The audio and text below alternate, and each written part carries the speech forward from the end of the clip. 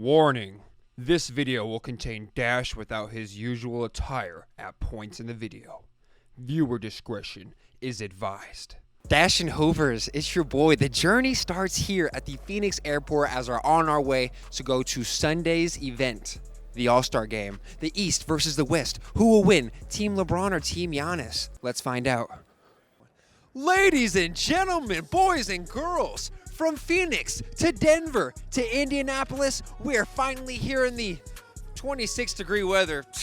Nothing crazy, just got icicles coming out of my goddamn nose. But we're here to talk to the people. Who do they really want to see in the All-Star game this year? Do the Pacers fans think that Tyrese Halliburton can carry them to a championship?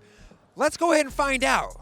Well, something we didn't take into consideration is that people weren't too thrilled to talk about anything when it's freezing cold outside. Let me get from point A to point B, buddy. So we decided to go check out how the city of Indianapolis has prepared for the visitors and the basketball fans here in the city. As you can see, this is my try not to cry like a baby back about the cold face. But we admired the city's architecture, saw some of Indy's advertisements for the game, and got a chance to get some shots up. Have you ever seen a more confident looking brick? After an undisclosed amount of misses, I had to take off the jacket, and I eventually hit a standstill free throw, watching with deep sorrow as how it barely rolled in. Now it was cameraman Pop's turn. He feels the pressure, catch and shoot. He said, I'm more of a catch and shoot guy anyway. This is how I feel right here, NBA fan frozen. The ice sculptures were very fitting in this environment, and after looking at those, we headed to the stadium. But on the way, we saw a thing of beauty. Come on now, you see how they're representing our guy out here in Indianapolis from the shoe to the... Oh my goodness. Fresh to death. Indianapolis, it's been a little harsh on terms of the weather, but the people are nice. We got basketball fans left and right. My face feels like it's coming off right now, but we're loving it. It's still early on in the day. We're gonna go to one of our basketball conventions and see if we can sneak in a little footage. They're being some pricks about bringing in our stuff, but stay tuned. And pricks they were indeed. To clarify, the people of Indiana were dope and were very kind in every interaction we had. Just those working for the All-Star event did their best DMV worker impression. So we had a mob over to a UPS locker to store cameras, but on the bright side, we got to see what the real Indiana looked like. And the convention center was a blast. There was a ton of activities to do there. We plopped right down here into the Indiana Convention Center where it's the All-Star experience, and holy shit, looks like we'll have a lot to do.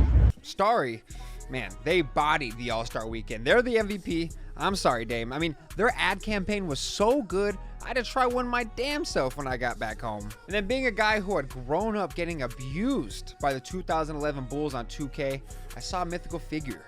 We had Defensive Player of the Year, Joakim Noah right behind me, an absolute GOAT, Bulls legend. Where am I? Then we caught the G League All-Star game in the nick of time, where I saw the guy everyone said I looked like in high school. We're seeing the G League perform right here. We got my boy, my twin, Luka Garza out here, 2021 National College Player of the Year right in front of our very eyes. Wow. Especially Monty Bates, shout out. I still have faith you will be a good NBA player one day, big bro. And if the comb over wasn't looking so damn slick, I would have stopped in the 2K barbershop, but we had to be on the move. An even bigger mythical creature was spotted after that. Jake. Yes, Jake from State Farm at 3 in the morning. Guys, is this the real Jake from State Farm?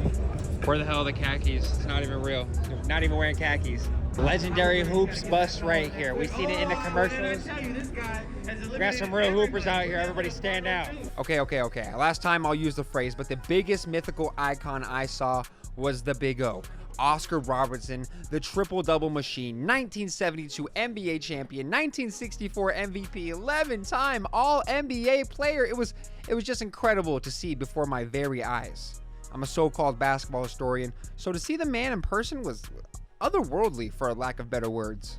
I do have to mention though, the interviewer was Garbanzo Beans. Bro was asking him about rubber band balls and peach baskets for the first 15 minutes. So, Mr. Robertson, let me interview you to ask you about some shit you'd actually care about. Ladies and gentlemen, that's gonna wrap it up for the All-Star experience. He's right behind me, isn't he?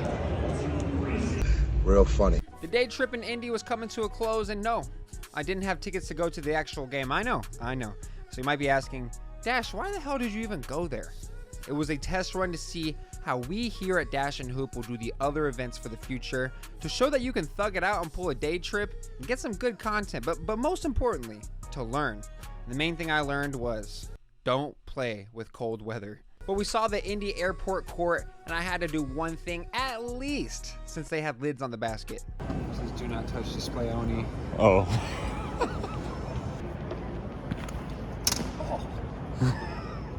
No bounce in these. We watched the rest of the game on the laptop waiting for the flight, and woo! Ladies and gentlemen, East versus West, the 2024 All-Star Game in Indiana was absolutely spectacular. Okay, maybe not the actual game. The experience would be a more accurate statement. I told y'all the East was going to take it. My guys went off. I'm gonna have to give my prediction to the East. That'll get the win. Yay, we have a 21-hour layover in Orlando, and for some reason that was the cheapest way to do it. Don't ask questions.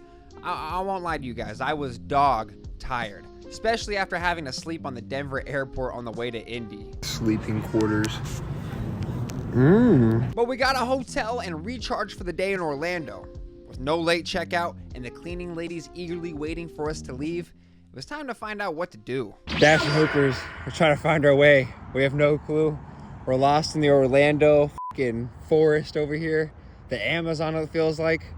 Help us, SOS, help needed. Look at behind us right here. We're over here on the side of the freeway. We need some assistance. The city's not walkable. Help us. After a 1.5 mile walk to Waffle House, we put on our plotting faces. We're trying to figure out what on earth to do. So we said, screw it. Let's hop on the train and see where it takes us. We did a pretty good job of bullshitting around Orlando. With all this time to wander around the city, I thought, what has the state of the All-Star Game become? I felt like it meant so much more to me as a kid. We were so close to finding out how to make the All-Star Game competitive with the 2020 version of it. I mean, yeah, it ended on a free throw, but did we forget how good it got towards the end? The Embiid backdowns on LeBron? The Giannis chase down block? Maybe it was just because of the recent death of Kobe and it being in Chicago. Maybe it's always been like this, and I look at the past with rose-tinted glasses. But then I ended up in this beautiful place here in Orlando. All right, guys, I won't lie to you. After the great trek, Florida wasn't so bad to get lost in. I mean, we got a lot of beautiful places. I don't know if you guys are familiar with Arizona, but this is like the Scottsdale of Florida over here, and I'm kind of digging it. Admiring the beauty of this city of Florida grounded me back to earth. This game is supposed to be for the people and to admire the top-end talent of the league. Maybe we just need to appreciate what we have and find different ways to go about the weekend. Maybe have all the dudes mic'd up to get us a full experience as to what it's like to be on an NBA court?